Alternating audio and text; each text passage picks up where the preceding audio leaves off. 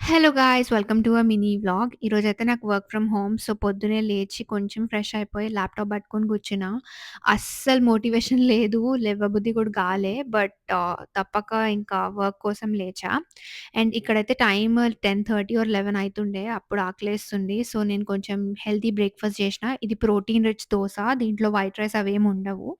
Beetroot ఇంకా ginger గూడా add చేశాననమాట.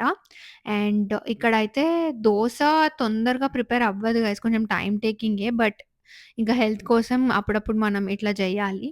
సో, ఇక్కడ ఘీ దోస బ్యాటర్ రెడీ అయిపోయింది. అండ్ ఇక్కడ నేను tadka జేస్తున్నా peanut చట్నీలోకి.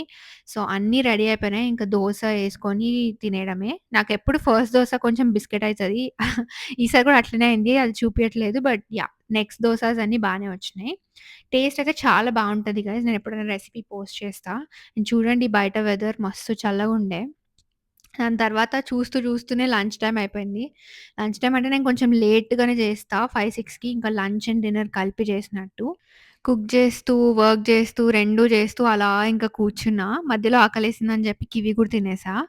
And ఇవాళైతే లంచ్‌లోకి rice sambar చేశాను. Lot of vegetables AC and కొంచెం చికెన్ ఫ్రై కూడా చేశా. అండ్ ఆల్సో రాగి సంకటి కూడా చేశా. So, yeah! That's it for this video.